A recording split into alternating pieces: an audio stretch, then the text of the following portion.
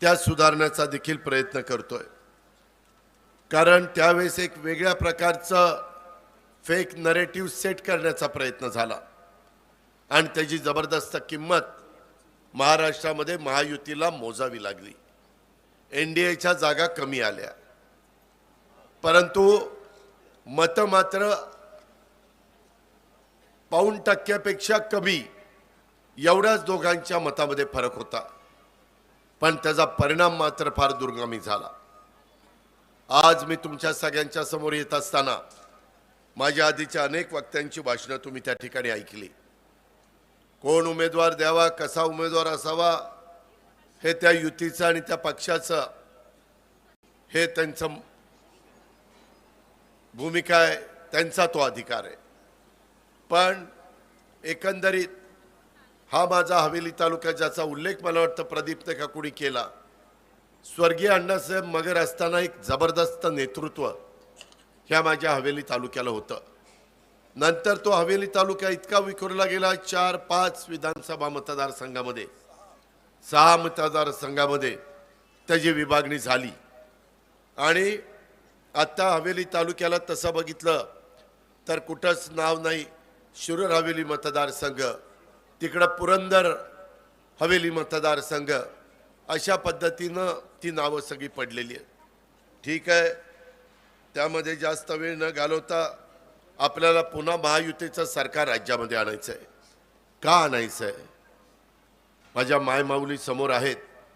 आम्ही बजेट ज्यावेळेस लोकसभा झाली आणि त्याच्यानंतर बजेट आलं, बजेटमध्ये एकनाथरावांनी, मी आणि देवेंद्रांनी ठरवलं की असं बजेट द्यायचं की त्याच्यातला कुठला घटक आपल्याकडनं वंचित राहिले असं होता कामा नये। मी एकंदरीत राज्य सरकारचं अर्थ काय परिस्थिती आहे ती बघितली। 6.5 लाख कोटीचं बजेट मला द्यायचं होतं। 3 लाख कोटी मला पगाराला, पेन्शनला आणि घेतलेल्या कर्जाचं व्याजाला परतफेडी द्यायला लागत होते।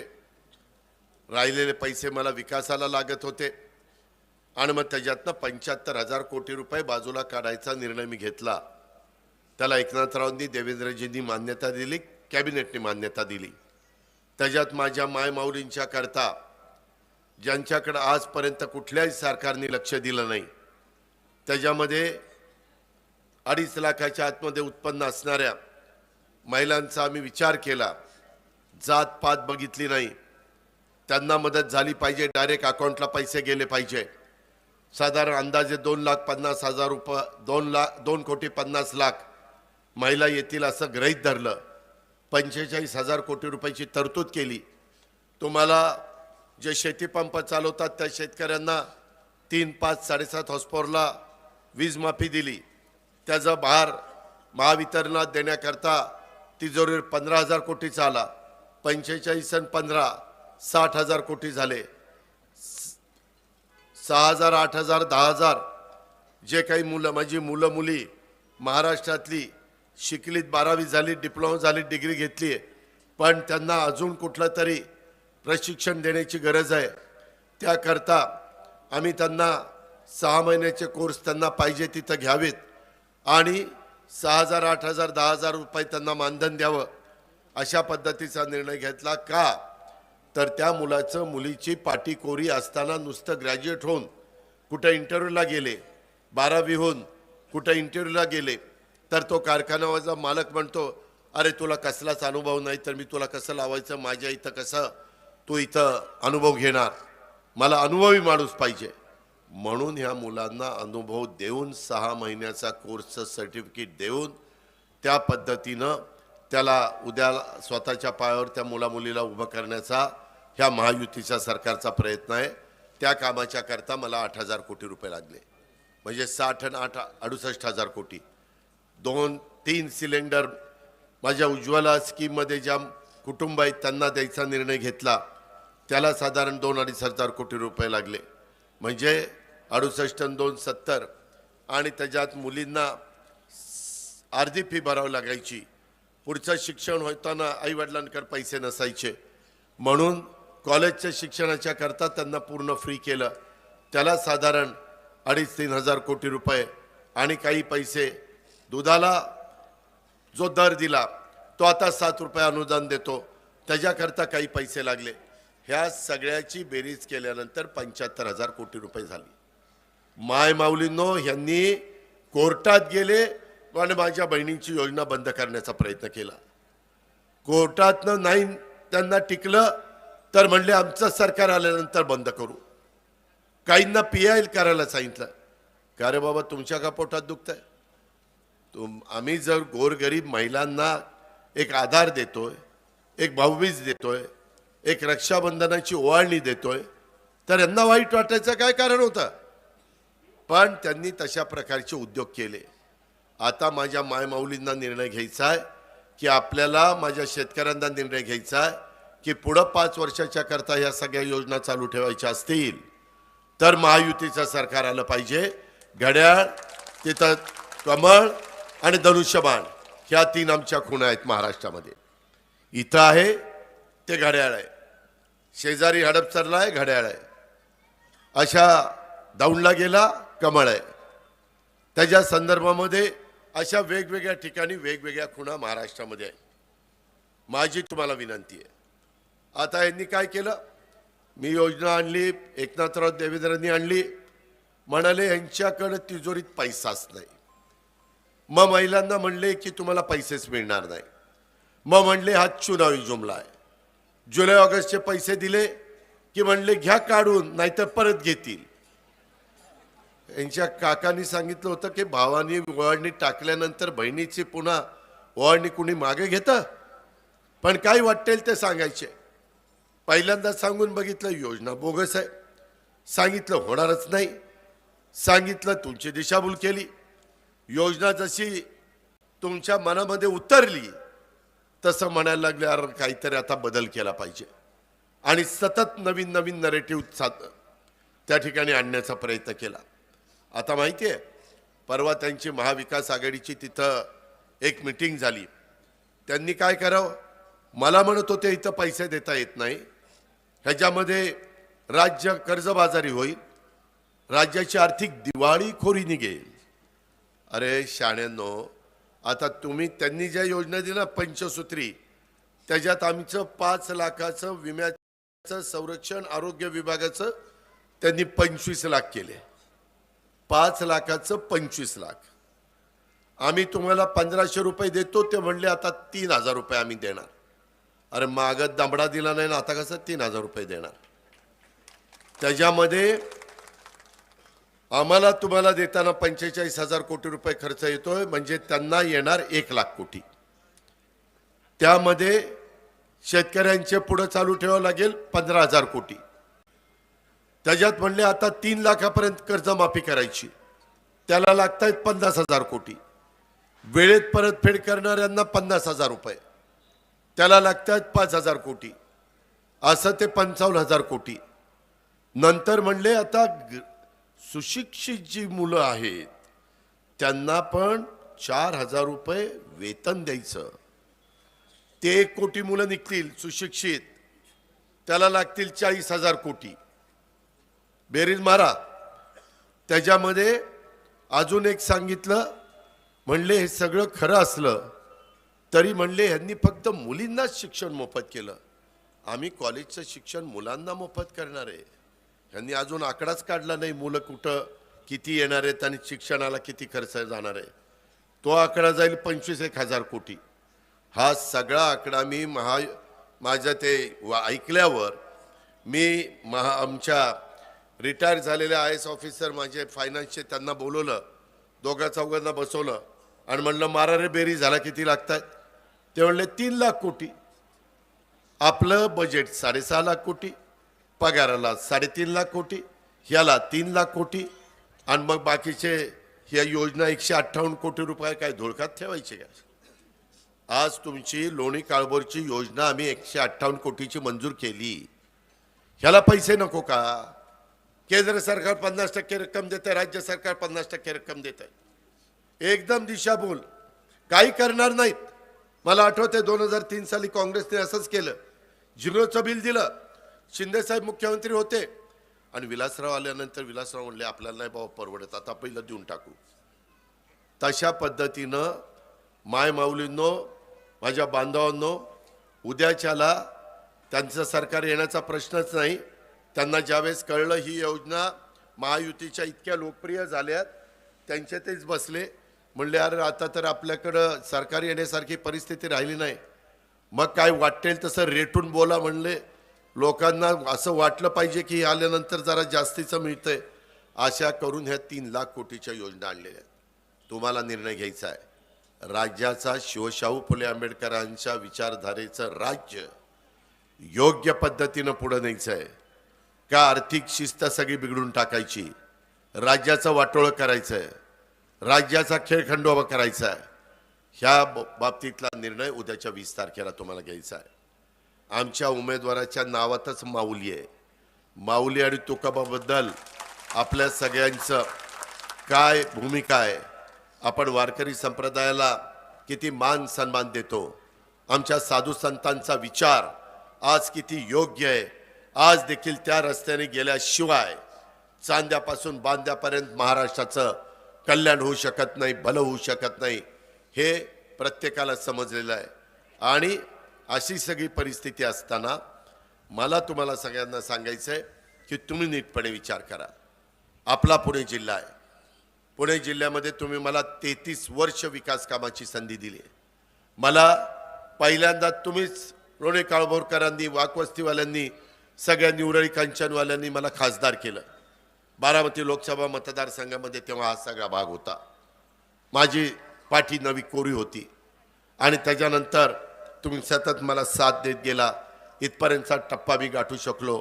आज तुमच्या माझ्या राज्यामध्ये पुणे जिल्हा अग्रेसर कसा राहील, शेतीच्या पिण्याच्या पाण्याच्या बाबतीमध्ये त्याला व्यवस्थितपणे आपल्याला सर्वांना समाधान कसं करून देता येईल, त्या संदर्भामध्ये नॅशनल हायवे असतील, मेट्रो असतील, त्याच्यामध्ये वंदे भारत ट्रेन असतील, विमानतळाचे प्रश्न असतील, बंदराचे प्रश्न असतील, धरणांचे प्रश्न असतील, वेगवेगळ्या पद्धतीच्या सुविधा देण्याचं काम असेल, हे सगळ्या गोष्टी करण्याच्या करता आम्ही सतत तुमच्या पाठीशी आहे. आज 12.5 कोटी रुपयाचं तुमचं DPDCचं बजेट आहे. त्या बजेटमधनं देखील आम्ही बऱ्यापैकी तुम्हाला मदत करण्याच्याबद्दलचं यशस्वी झालेलो आहे. त्या संदर्भामध्ये PMRDA ह्याच्याकडनं देखील माझ्या माहितीप्रमाणे मध्ये मला सांगितल्यानंतर तुमचा टोल नाका शिवम हॉस्पिटल, गायकवाड वस्ती, पांडव दंड ते काळभोर लोणे काळभोर शिव रस्ता हा 5 किलोमीटरचा आहे, 40 फुटाचा आहे. त्याच्याकरता अंदाजे 20-25 कोटी रुपये लागत होते. त्यालाही आम्ही मंजुरी दिली. तेही काम लवकरच पूर्ण होईल. कारण रस्त्याचं दळणवळणाचं साधन उत्तम असल्याशिवाय लोकांचे प्रश्न त्या ठिकाणी सुटत नाही. ते सोडवण्याचं काम आम्ही करतोय. आज आपल्याला मेट्रो आहे, ती आपल्याला पार लोणी काळभोर, वाकवस्ती, हडपसर इथपर्यंतच नाही, ती उराळी कांचनपर्यंत न्यायची आहे, तिकडं वाघोलीपर्यंत न्यायची आहे, इकडं सासवडपर्यंत न्यायची आहे, तिकडं निगडीपर्यंत न्यायची आहे, इकडं कात्रजपर्यंत न्यायची आहे, तिकडं चांदणी चौकाच्या पुढंपर्यंत न्यायची आहे. हे आमचं धोरण आहे. त्याच्याकरता केंद्र सरकार तुमच्या विचाराचं पाहिजे आहे, आमच्या विचाराचं. मोदी साहेब 3ऱ्यांदा पंतप्रधान झाले, कारण 20% रक्कम ते देणार आहेत. विरोधी पक्षाच्या सरकारला ते जमणार नाही. ते म्हणतील आमची तिथं ओळख नाही, आम्ही कसं तिथं जायचं. आम्ही तसं सांगणार नाही. जसं चंद्रबाबू नायडू आणि आपल्या नितीश कुमारांनी बिहार, आंध्र प्रदेशला पैसा आणला, उद्या आम्ही पण मोदी साहेबांना सांगू, अमित शहांना सांगू, नितीन गडकरींना सांगू, शिवराज सिंह चौहानला सांगू, पियुष गोयलला सांगू, जे जे प्रमुख असतील त्यांना सांगू की आम्हाला निधी पाहिजे. आम्ही आमच्या पद्धतीनं करतोयच, पण आम्हाला वोट बँकेचा पैसा पाहिजे, जायकाचा पैसा पाहिजे, 0.5% पैसा पाहिजे. त्या प्रकारे केंद्र सरकारच्या मदतीनं आपण ह्या गोष्टी करू शकतो. अजूनही आपल्याला बरंच काही पुढे जायचं आहे. आज देखील हवेली तालुक्याच्या ह्या परिसरामध्ये काही ठळक बाबी मी तुम्हाला सांगतो, ज्याचा उल्लेख मगाशी प्रदीप आणि बाकीच्या माझ्या सहकाऱ्यांनी केला की जलजीवन योजनेतनं 158 कोटी.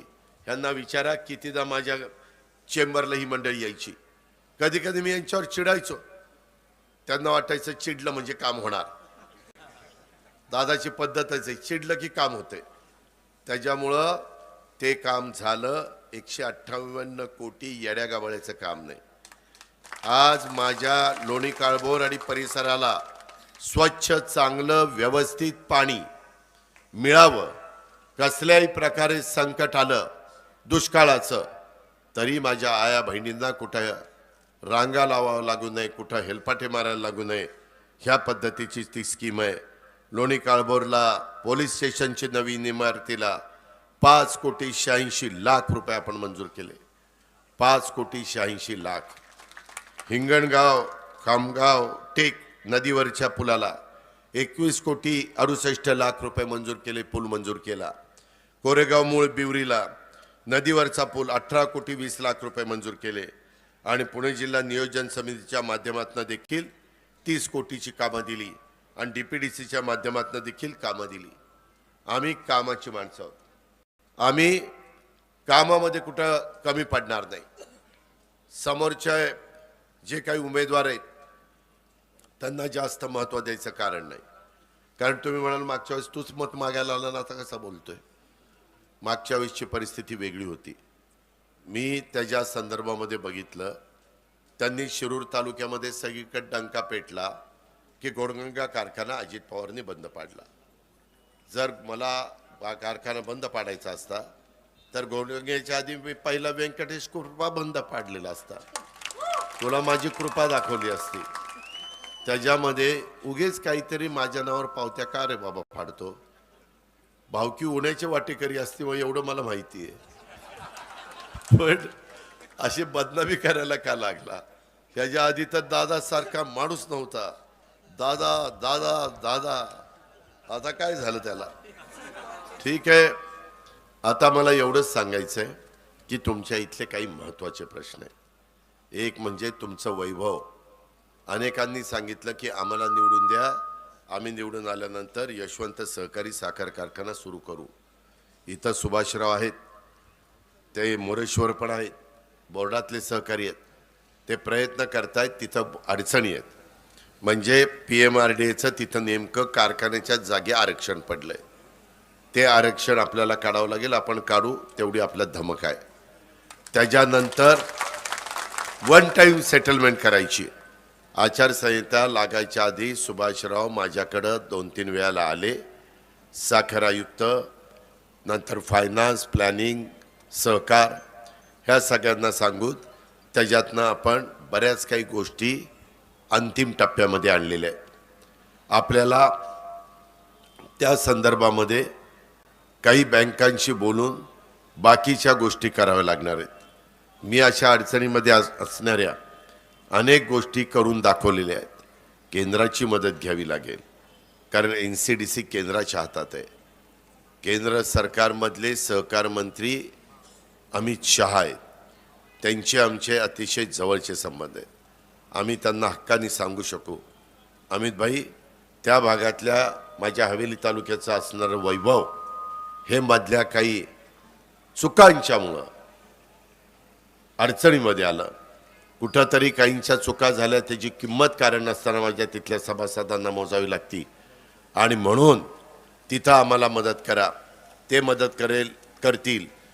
आपली राज्य सरकार गॅरंटी देईल आणि ह्याच्यातून आपण बाबांनो पुढं जाऊ आणि तशा पद्धतीनं ते काम मार्गी लावू. तुम्हाला माहिती आहे, मी उदाहरण देतो. सोमेश्वर कारखाना असाच डबगईला आला होता. मी 91 का 92ला ताब्यात घेतला. त्यावेळेस सगळ्यांनी मला सांगितलं. त्यावेळेस काय झालं, त्या मिटिंगला मी कुठनं तरी आलोत, माझ्याबरोबर थोपटे साहेब होते, मदन बापना होते, बापूसाहेब तिटे होते, मी होतो आणि बहुतेक कृष्णराव भेगडे असतील. आम्ही 5-6 जण होतो. आम्ही तिथं सभा घेतली. सगळे म्हणले, अरे ही कारखाना येणार नाही, कशाला उगीच दगडाला धक्का मारतो.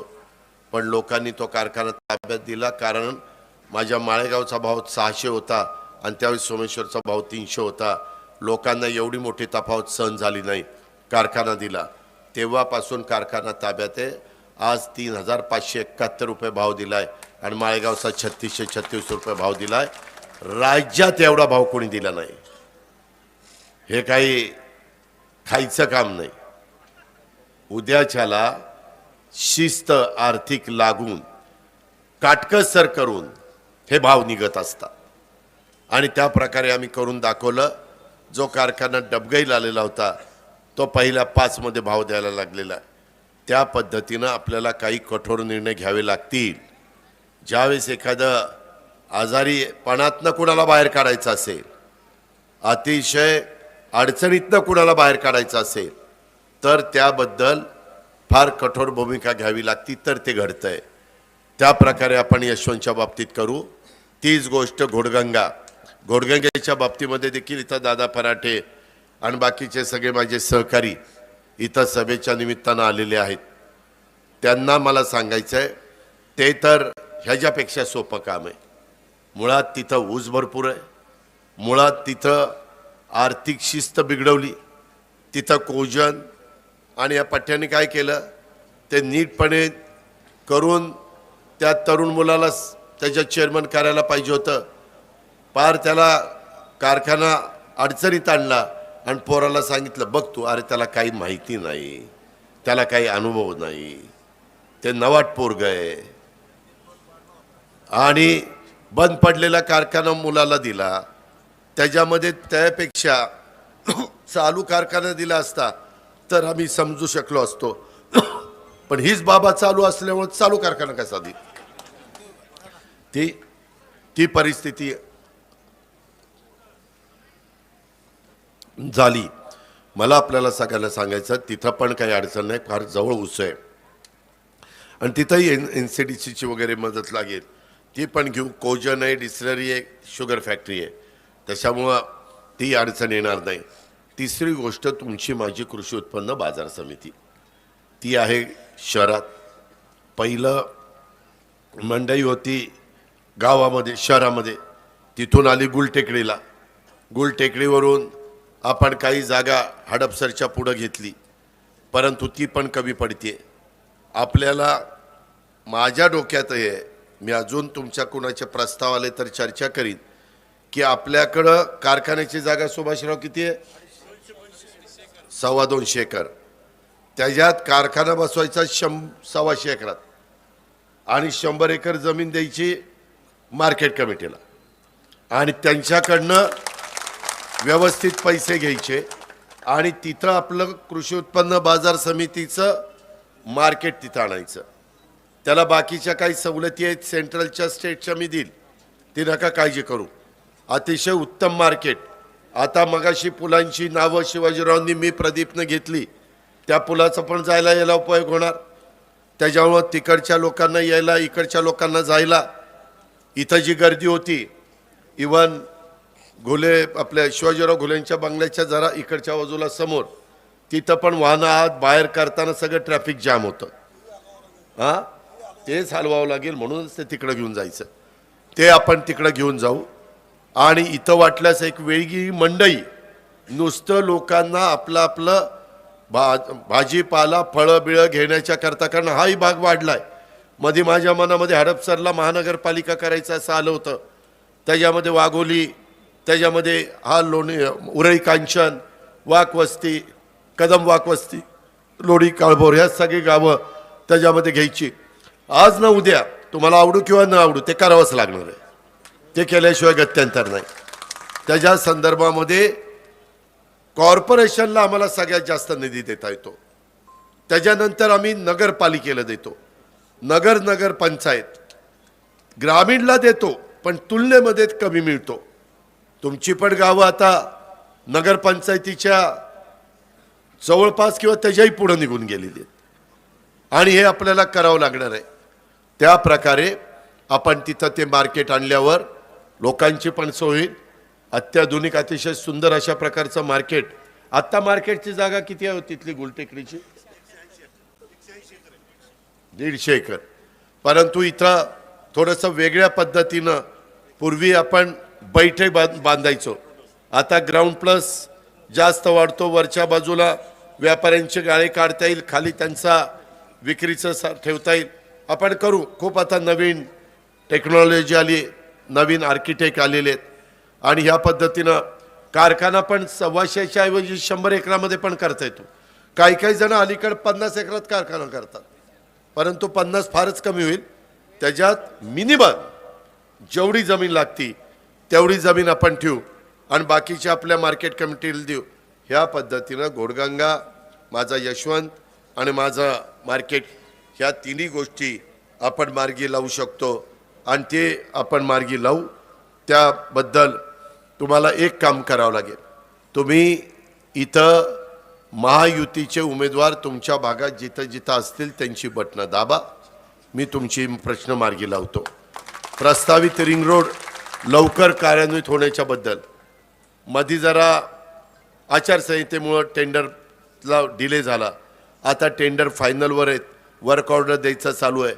त्याच्यामुळं पुणे पिंपरी चिंचवडला जो मोठा रिंग रोड मी अनेक वर्ष प्रयत्न करतो, पूर्वी तर 10,000 कोटीचा झाला असता, आता गेलं तो 40,000 कोटी, 20,000 बांधकामाचा खर्च आणि 20,000पेक्षा जास्त जमिनीचा मोबदला शेतकऱ्यांना द्यायला लागला तो खर्च।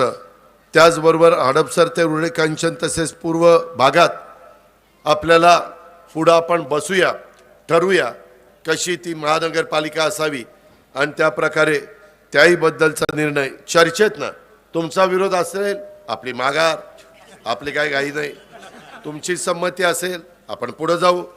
आपण त्याच्यामध्ये आणखीन काही तुमच्या उपयुक्त सूचना असतील तर त्याचंही मी स्वागत करेन।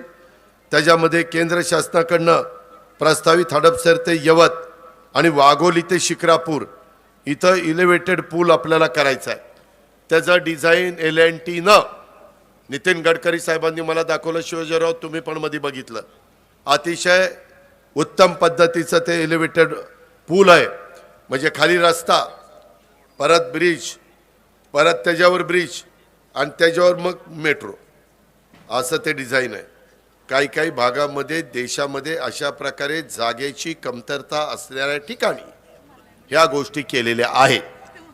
म्हणजे तिथनं ज्याला खालच्या रोडने जायचं आजूबाजूला तो जाईल, ज्याला वरनं जायचं तो डायरेक्ट तिथनं सुटेल आणि एकदम त्या हडपसरवरून उरळी कांचनलाच उतरेल आणि इकडं त्या बाबतीमध्ये आपला हडपसरवरून यवतला उतरेल, मी चुकून उरळी कांचन म्हणलं, आणि वाघोलीवरून शिक्रापूरला त्या ठिकाणी उतरेल।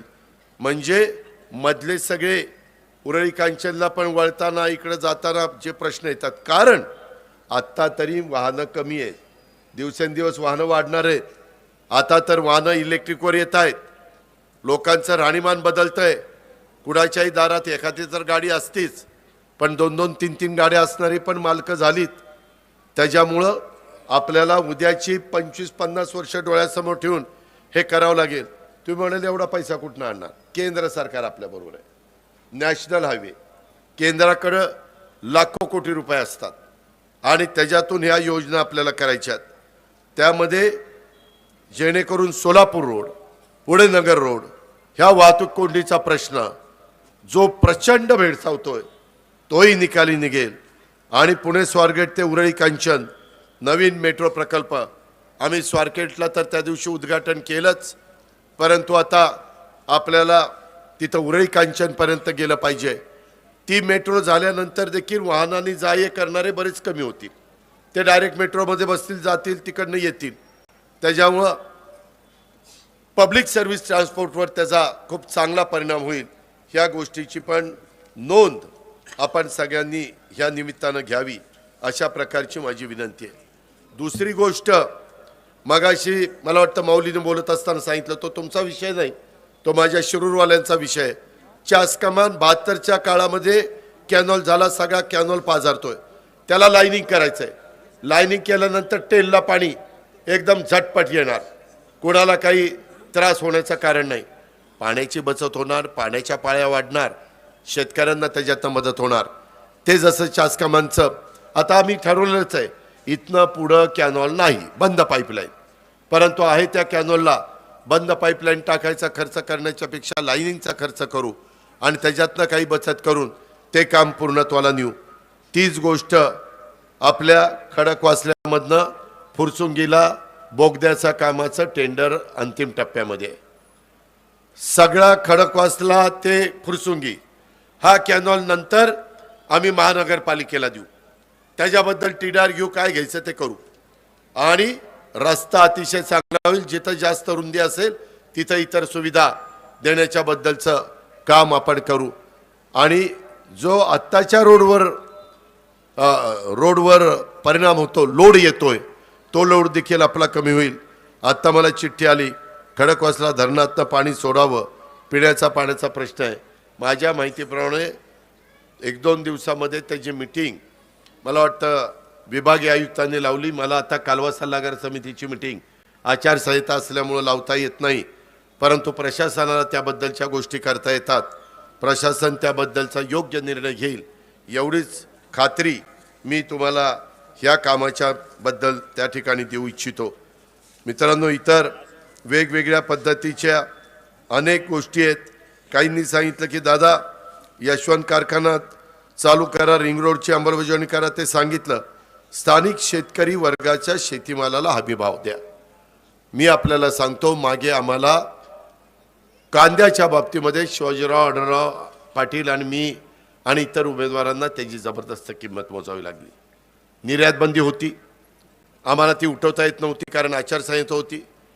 त्याचा फटका नाशिकपासून, नगरपासून, पुण्यापासून, सोलापूर, सातारा सगळीकडे बसला. आता मात्र आम्ही त्यांच्या मागे लागून कांदा निर्यात बंदी उठवली.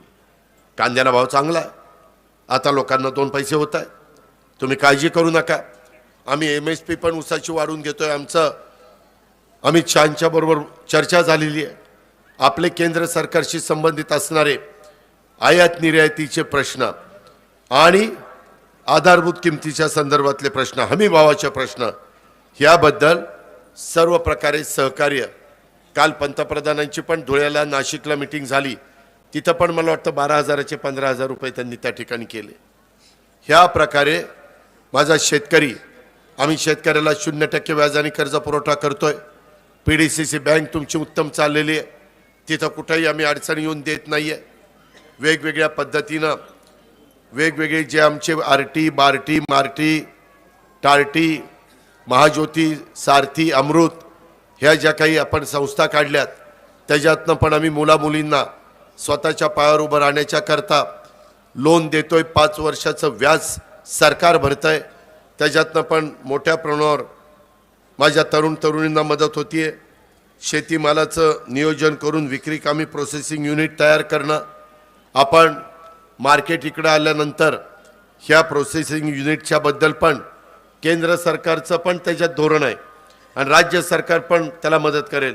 मी आत्ता काही माझ्या सहकाऱ्यांना माहिती असेल, बारामतीमध्ये 42 कोटीचा एक प्रकल्प त्या ठिकाणी केला. परवाच मी त्याचं उद्घाटन केलं. हे करता येतं. पुण्यात तर मी जास्त कोटीचा त्याचा मदत त्या ठिकाणी तुम्हाला करीन.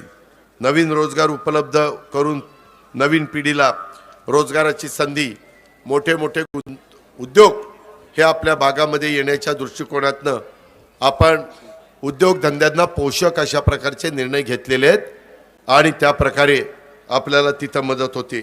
आणि म्हणून मित्रांनो, मी आपल्याला सगळ्यांना सांगेन, आम्ही अतिशय चांगल्या पद्धतीनं ह्या राज्याचा कारभार पुढे नेण्याचं काम करतोय. आम्ही करून दाखवलेलं आहे. पुढं पण करण्याची धमक आणि ताकद आणि प्रशासनावर पकड ही आम्हा लोकांची आहे. त्याबद्दल आपण तिळमात्र शंका त्या ठिकाणी मनामध्ये बाळगू नका. आणि हे जे काही आता आरोप प्रत्यारोप चाललेत, काही जण काही वेडवाकडं बोलतोय, वास्तविक वेडवाकडं बोलण्याचं काही कारण नाही. काही जण दिशाभूल करतात. मी आत्ताच सुनील टिंगराला येताना फोन केला, अरे तू काही साहेबांच्या विरोधात असं काही केलंय का, केस केली का, असं काहीतरी सांगितलं. तो म्हणला, दादा अजिबात तसं काही झालं नाही. काय होतंय, अलीकडच्या काळामध्ये कारण नसताना काल भुजबळ साहेबांच्या पण एका पुस्तकाच्यावरून सांगितलं असं असं झालं. भुजबळ साहेबांनी लगेच ते नाकारलं. ते म्हणले असं काही झालं नाही. काय होतंय लगेच आम्हाला तुम्हाला सांगता येत नाही. एखादी बातमी आली की मीडिया ती बातमी लावतो, लावल्यानंतर तुम्ही पाहता सोशल मीडियाला बातमी फिरते आणि आम्हाला कळेपर्यंत, आम्ही डिनाय करेपर्यंत फार सगळीकडे पोचते. पुन्हा आम्ही डिनाय केल्यानंतर बातमी ब्रेकिंग न्यूज देताना मोठी देतात आणि मग हाऊस सांगतात. हे सगळं झालेलं आहे, पण भुजबळ साहेबांनी ते नाकारलेलं आहे आणि भुजबळ साहेब ज्यांनी त्यांच्यावर केस दाखल करणार आहे. अरे पण ते पण मोठं सांग ना, हे काय असं बारकं बारकं सांगतो. त्यामुळं तुम्ही अजून ह्या राहिलेल्या 7-8 दिवसात बऱ्याच अफवा उठतील, बऱ्याच काहीतरी फेक नरेटिव्ह सेट केले जातील. आपण विश्वास ठेवू नका. आम्ही तुम्हाला सांगत होतो संविधान बदलणार नाही, संविधान बदलायचा प्रश्न नाही. सूर्यचंद्र आहे तोपर्यंत घटनेचे शिल्पकार डॉक्टर बाबासाहेब आंबेडकरांचं अतिउत्तम संविधान राहणार आहे एवढं आम्ही सांगतो तरी राव आमचं ऐकलं नाही. म्हणले आरक्षण बदललं जाईल, संविधान जाईल.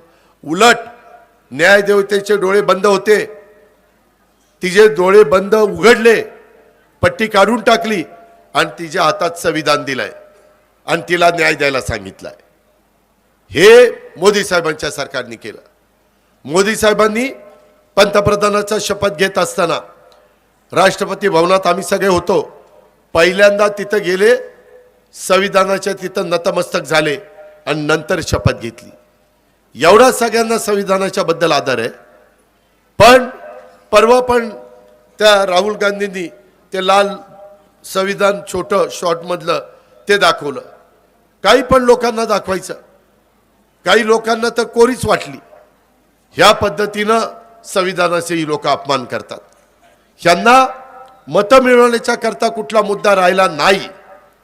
त्यामुळं हे असलीकडे कुठंतरी दुसरीकडेच लक्ष केंद्रित करायचं आणि मतं मागायची. मी अल्पसंख्याक समाजाला सांगेन, अल्पसंख्याक समाजाला गेल्या 1.5 वर्षामध्ये जेवढे निर्णय घेतले काँग्रेसच्या राजवटीमध्ये पण घेतले नाही. ही गोष्ट ध्यानात घ्या. माझ्या मुस्लिम समाजाच्या करता आम्ही मार्टी काढली का? काँग्रेसने काढली नाही. आम्ही दफनभूमीला त्या ठिकाणी निधी देतोय, शादीखान्याला निधी देतोय, त्याच्यामध्ये उर्दू शाळांना निधी देतोय का नाही मागे दिला? मौलाना आझाद महामंडळाला आम्ही 1000 कोटी रुपये भागभांडवल केलं का नाही मागच्या लोकांनी केलं? त्याच्यामध्ये गॅरंटी 50 कोटी रुपये होती, सरकारी गॅरंटी 500 कोटी रुपये केली. आज त्या मुलामुलींना कर्ज मिळायला लागलेलं आहे. मध्ये बारामतीमध्ये देखील मुश्ताक अंतुले त्या कॉर्पोरेशनच्या प्रमुख आहेत, त्यांनी बऱ्याच कोटींचं चेकचं वाटप केलं. हे आपण करतोय. आज त्याच्यातल्या गरिबातल्या हुशार मुलामुलींना दरवर्षी 75 मुलामुलींना परदेशात पाठवायचं आहे. त्यांचा खर्च दरवर्षी 40 लाख रुपये प्रत्येक मुलाला आम्ही शिष्यवृत्ती देणार आहे. बाकीच्या समाजाच्या बाबतीत केलं, हा राहिला होता त्यालाही आम्ही केलं. त्यांच्या मदरशांचं 6000चं अनुदान 16,000 केलं, शिक्षकांचं 8,000चं 18,000 रुपये केलं. अरे या गोष्टी कधी काँग्रेसने केल्या मला सांगा ना. कारण नसताना तुमच्या मनामध्ये भीती निर्माण करतात आणि दिशाभूल करतात. मी तर सगळ्यांना सांगतोय, आम्ही शिवशाहू फुले आंबेडकरांच्या विचारधारेने पुढे चाललोय. आम्हाला सगळ्यांना बरोबर घेऊन जायचं आहे. आम्हाला भेदभाव करायचा नाही. हिंदवी स्वराज्याची स्थापना ज्या प्रकारे झाली तशा पद्धतीनं आम्हाला या राज्याचा गाडा पुढे न्यायचा आहे. आणि हे सगळं करत असताना मला एक गोष्ट, डॉक्टर झाकीर हुसेन मदरसा आधुनिकीकरण योजनेत अनुदान प्रतिवर्षी 2 लाख होतं, ते आम्ही 10 लाखापर्यंत नेलं. हे आत्ता घेतला निर्णय ह्या 1.5 वर्षामध्ये. ह्याही गोष्टीचा 5 लाखाची शैक्षणिक कर्जाची मर्यादा 20 लाख केली. आणि ह्या सगळ्या गोष्टी आता एक चांगलं आयुक्तालय केलंय. हे आम्ही करतोय. आता प्रत्येक तालुक्यात संविधान भवन आम्ही बांधतोय, कामं सुरू झालीत. तुम्ही यांना कुठला मुद्दा राहिला नाही. माझी आपल्याला हात जोडून विनंती आहे, आता तुम्ही जरा माझ्यावर विश्वास ठेवा. मी आजपर्यंत तुम्हाला नेहमी स्पष्ट आणि खरं सांगत आलेलो आहे. उद्या आपल्याला बराच पल्ला गाठायचा आहे. आपल्याला चांगले जीवाभावाचे महायुतीचे आमदार निवडून आणायचे आहेत. आता इथं माऊली कटकेला आपण घड्याळाच्या चित्राच्या शेजारचं बटन दाबून तिथं विधानसभेमध्ये पाठवा. आम्ही काही अनुभवी दिलेत, काही नवे दिलेत, कोरी करकरीत पाटी, काही अनुभवी, काही वडीलधारी. अशा पद्धतीनं आपल्याला आपल्या महाराष्ट्राचा पण विकास करायचा आहे आणि आपल्या जिल्ह्याचाही विकास करायचा आहे. आणि माझ्या हवेली शिरूर मतदारसंघातले सांगितलेले प्रश्न ह्याच्यात कुठले अजून राहिलेले असतील तर तेही प्रश्न सोडवण्याची धमक आणि ताकद ही आपल्यामध्ये आहे. आणि त्याच्याकरता माझी तुम्हाला विनंती आहे की एक तगडा उमेदवार या नात्याने आपण निवडून द्या. मला एक गोष्ट माहिती आहे, माझ्या प्रत्येक गावामध्ये भांड्याला भांडं लागतं. काही ना काही पुढं मागं 19-20 होतं. ग्रामपंचायतीला होतं. ही ग्रामपंचायतीची निवडणूक आहे, ही राज्याची निवडणूक आहे. राज्य महत्त्वाचं आहे, ग्रामपंचायत पण महत्त्वाची आहे, पण पहिलं राज्य, पहिला देश. देशात आता 5 वर्षाकरता मोदी साहेब आलेत. आता राज्यानंतर मग जिल्हा घेऊ. जिल्ह्यात पण जिल्हा परिषदेच्या, तालुका पंचायतीच्या, नगरपालिका, महानगरपालिकेच्या, सुप्रीम कोर्टामध्ये जाऊ, त्यांना मांडू, तिथं चांगला वकील देऊ आणि 3 वर्ष निवडणुका थांबल्या तेही करू, जेणेकरून दुसऱ्याही कार्यकर्त्यांना संधी मिळाली पाहिजे. पुढच्या तर 5 वर्षांनी महिलांनो तुम्हाला तर फार चांगलं संधी आहे. काय की पुढच्या वेळेस 1/3 महिला विधानसभेत जाणारे, लोकसभेत जाणारे. महाराष्ट्राच्या विधानसभेत 96 महिला, 288 तर आहेतच. त्याच्यात तुम्ही जाल ते तुमचं म्हणजे तुम्हाला तो अधिकार, पण त्याच्या व्यतिरिक्त 96 महिला येणार आहेत. आणि सेंट्रलला 543 पैकी 1/3 महिला जाणार आहे. ह्याही गोष्टीचा विचार आपण करा. आपण सगळ्यांना न्याय देतोय. आज हे सगळं होत असताना मी अनेकदा वेगवेगळ्या कार्यकर्त्यांना संधी देण्याचा प्रयत्न केला. प्रदीपला पण वाटत होतं. खरं तर मी तुम्हाला सांगू का, इथं माऊलीचाही नंबर नव्हता आणि प्रदीपचाही नंबर नव्हता. मला प्रदीप माझ्याकडे आला होता आणि मी कधी म्हणलं होतं की बारामतीत ह्यावेळेस उभाच राहणार नाही. ती म्हणला होता शिरूर हवेलीला या, आम्ही ढिगाणी मताने तुम्हाला निवडून देतो. मी जरा नादवलो होतो बरं का. त्याच्यामध्ये जरा चाचपणी वगैरे करायला सांगितलेली होती याला. मला इथे एक संधी होती, पुरंदरला एक संधी होती आणि सिन्नरला एक संधी होती. पण नंतर बारामतीमध्ये गेल्यावर त्यांनाही जरा कळलं की जरा ही गडी आपल्यावर नाराज झालाय. तर ती गाडीची आडवी पडली, काय काय केलं ते काय गोंधळ घातला सगळ्या कार्यकर्त्यांनी तिथं मोठ्या प्रमाणावर. म्हणलं ह्याच्यात जर एकाची सटकली आणि ह्याने काहीतरी अंगावर टाकून घेतलं आणि काडी लावून घेतली की मी म्हणजे एवढं मला तो फटका बसेल किंवा मला दुःख होईल किंवा मला दोष मिळेल की अजित पवारच्या ह्या गोष्टीमुळं हे इथं घडलं. त्याच्यामुळं म्हणलं आता बाबांना म्हणलं आता गप्प बसा, तुमच्या मनात जे असेल तो उमेदवार देण्याचा मी प्रयत्न करेल असं मी सांगितलं. तो विषय संपवला. आता तुम्ही माझी काळजी करू नका, बारामतीकर माझी काळजी करायला खंबीर आहेत. मला आता बोलत असताना नंदू म्हणतोय दादा बारामतीमध्ये परिस्थिती सुधारली बरं का, सुधारली. तर तिच्या आईला बारामती माझी हीच मला कानात सांगतोय सुधारली. ठीक आहे, त्याच्या पाहुण्या रावळांनी सांगितलं असेल मतदार राजा आहे, तुम्ही मतदार राजा आहे. म्हणूनच तुम्हाला विनंती करायला, तुम्हाला हात जोडून आमच्या महायुतीच्या उमेदवाराला मतदान करण्याच्या करता मी आलोय. परंतु ज्या लोकांना थांबायला लागले त्याच्यामध्ये प्रदीपचा पण नंबर होता. प्रदीप, तुझे आणि देवेंद्रजीची पण बोलणं झालंय, तुझं माझंही बोलणं झालंय. तुला बरेच दिवस थांबायला लागले. ज्यावेळेस मी सांगत होतो की मागं तू शिवाजीराव ऑर्डर काही केलं तर पडनाच राव, तू तरी उभा राहा, असं मी त्याला म्हणलं होतं की नाही. पण ती म्हणलं नाही राव, शिवाजीराव ऑर्डरवर रेटणार नाही मला. आणि मग आमच्या डोक्यात आलं ती डॉक्टर कोल्हे. नेमकी छत्रपती संभाजीराजेंची मालिका जोरात चालली होती. महिला 8 वाजले का काय वाजले की तिथंच बसायच्या. जेवायला आम्ही मागितले, थांब रे मालिका संपू दे, काय तुला घाई आहे, झालं बाबा बसा काही, असं एवढी ती पॉप्युलर झाली होती. आणि त्याचा फटका शिवाजीरावांना बसला, त्याचा फायदा डॉक्टर कोल्हेला झाला. राजकारणात ही गोष्ट चालते. पण जे कोणी थांबलेले आहेत त्याच्यात प्रदीप असेल, बाकीचे सहकारी असतील, दादा तू असशील, बरेच जण आहेत. त्याच्यामध्ये त्यांना कुठंही मी पुढं अडचण येऊन देणार नाही. कारण प्रदीपला मागं जिल्हा परिषदेचं उपाध्यक्ष मीच केलेलं होतं, अध्यक्ष पण केलेलं होतं, युवकांचंही अध्यक्ष केलेलं होतं, त्याच्या आईला पण जिल्हा परिषदेचं सदस्य केलेलं होतं.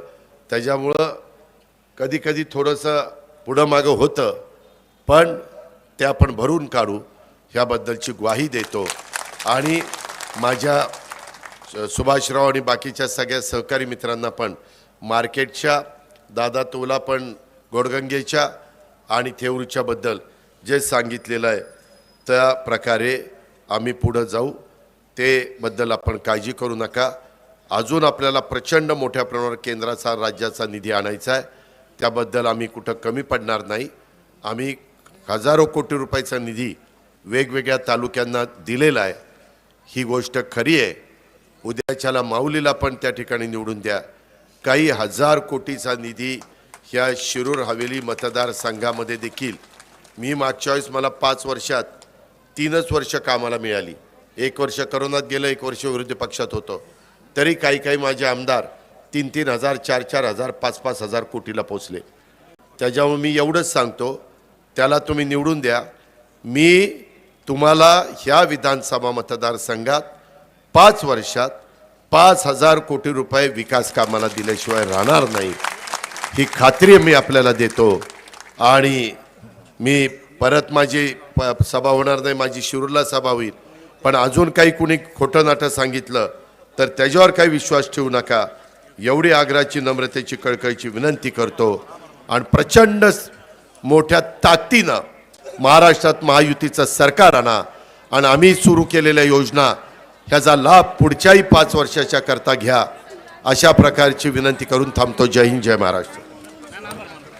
धन्यवाद दादा. यानंतर आभार मानतील योगेश नाना काळभोर. शिरूर हवेली विधानसभा मतदारसंघाचे लोकप्रिय लाडके उमेदवार ज्ञानेश्वर उर्फ माऊली आबा खटके यांच्या प्रचाराच्या निमित्तानं महाराष्ट्र राज्याचे लाडके उपमुख्यमंत्री सन्माननीय अजितदादा पवार साहेब या प्रचार सभेच्या निमित्तानं लोणी काळभोर गावामध्ये आले. त्यांनी अतिशय चांगल्या प्रकारचं मार्गदर्शन या ठिकाणी केलं. त्याबद्दल मी लोणी काळभोर ग्रामस्थांच्या वतीने माननीय उपमुख्यमंत्री अजितदादा पवार साहेब यांना मनपूर्वक धन्यवाद देतो. आपण सर्वजण मान्यवर या सभेला बहुसंख्येने उपस्थित झालात, त्याबद्दल पुनश्च एकदा आपणा सर्वांना मनपूर्वक धन्यवाद देतो आणि सर्वांचे आभार मानतो. आणि या ठिकाणी आता व्यासपीठाच्या उजव्या बाजूला पक्षप्रवेश चालू आहे. काही नियुक्त पत्रकार आहेत, ती सन्माननीय दादांच्या शुभ हस्ते या ठिकाणी प्रदान केली जात आहे.